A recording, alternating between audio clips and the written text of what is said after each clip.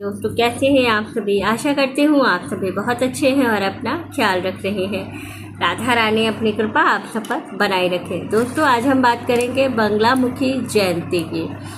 माँ बंगलामुखी की जयंती कब पड़ रही है, क्या पूजा विधि होगी और कैसे हमें किन नियमों का पालन करना होगा, और बंगलामुखी व्रत क्यों किया जाता है, इसका साधना कैसे करना है, पूजा का शुभ मुहूर्त क्या होगा, हम सभी के बारे में आज जानेंगे। तो आइए चलिए संपूर्ण नियम संपूर्ण विधि आपको बता देती हूँ, क्या करना है, कैसे करना है और किन किन नियमों का पालन करना है।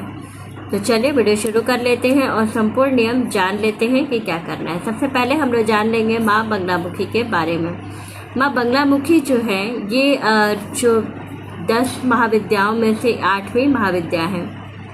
ये विशेष रूप से इनकी आराधना सबसे पहले ब्रह्मा जी ने की थी। और जब हमारे ऊपर कोई कोर्ट केस, कोई शत्रु बाधा, कोई कचहरी का ऐसा कोई केस है जिसमें हम झूठा केस है और हम उसमें फंस गए हैं, तो उन सभी से मुक्ति पाने के लिए हमें बंगलामुखी माता का आराधना करना चाहिए। ये आराधना विशेष रूप से सबसे पहले विष्णु भगवान ने किया था। सबसे पहले जो है ब्रह्मा जी ने किया था, फिर विष्णु भगवान ने किया था और उसके बाद से श्री कृष्ण जी ने जो अर्जुन थे उनसे भी करवाया था महाभारत के पहले। तो ये जो है मेन इसका कारण ये है कि जो है इन बाधाओं से मुक्ति के लिए हम लोग विशेष रूप से माँ बंगलामुखी का आराधना करते हैं।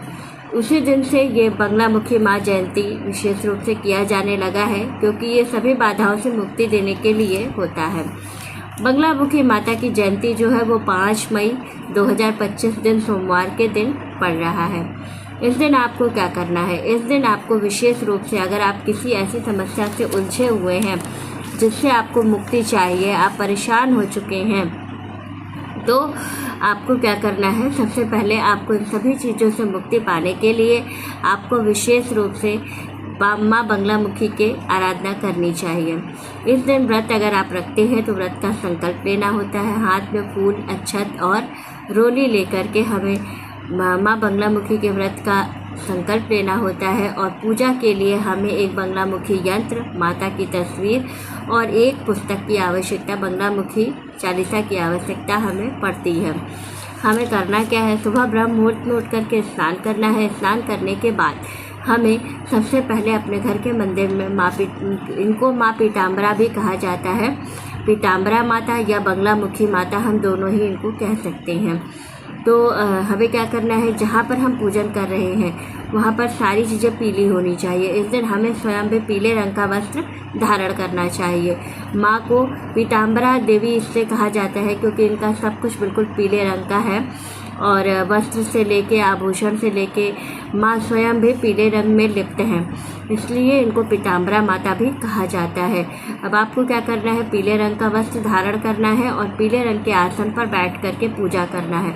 जहाँ आप पूजन कर रहे हैं वहाँ पर या तो पीली लाइट हो या तो आप जो है पीले रंग का पर्दा उस जगह पर लगा लें। और विशेष रूप से जहाँ पर आप पूजा कर रहे हैं उस कमरे में साफ़ सफाई का विशेष रूप से ध्यान रखें।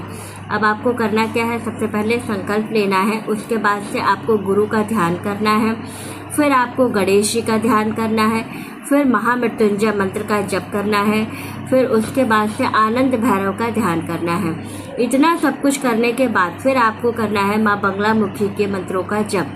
माँ बंगलामुखी के मंत्र अगर आपको नहीं आते हैं तो ओम बंगलामुखी नमः मंत्र से भी आप जप कर सकते हैं, या पीताम्बरा नमः का भी जाप 108 बार आप कर सकते हैं। ऐसा करने से आपको बहुत लाभ होगा। और दूसरी चीज़ ये है कि ये करने से जिस समय आप कर रहे हैं उस समय आपको माँ से साफ साफ शब्दों में अपनी बात कहनी है कि हमें इस बाधा से मुक्ति दिलाइए। कोर्ट केस हो, घर का कोई मैटर चल रहा हो, जीवन में कोई शत्रु बहुत ज़्यादा एक्टिव हो गया हो जिसकी वजह से आप परेशान हैं, तो माँ बंगलामुखी से आप स्पष्ट रूप से अपनी बात कहें और मन में एकाग्रता रखें जिस समय आप पूजन कर रहे हैं। पूजन के समय मन का एकाग्र होना और पूरी तरह से माँ में मन लगना बहुत ज़रूरी है। इस दिन आपको ब्रह्मचर्य का व्रत करना होता है विशेष रूप से, तो इसका आपको विशेष रूप से ध्यान रखना है कि ये कार्य आपको ज़रूर करना है। और दूसरी चीज़ है कि इस दिन विशेष रूप से अगर आप पूजन करने के बाद अगर आपके पास घर के आसपास या कहीं आपके शहर में पीताम्बरा पीठ है तो वहाँ जा कर के सारी पूजा के बाद हवन करना बहुत शुभ माना जाता है। अगर मंदिर नहीं है तो कोई परेशान होने वाली बात नहीं है। आप घर में ही जो है घर के बाहर मुख्य द्वार से बाहर निकल करके थोड़ी सी जहाँ पर स्पेस हो वहाँ बैठ करके माँ बंगलामुखी के मंत्रों का जप करते हुए हवन कर सकते हैं, तभी आपका व्रत पूर्ण होता है। और इस दिन माँ को सारी चीज़ें पीली चढ़ाई जाती हैं।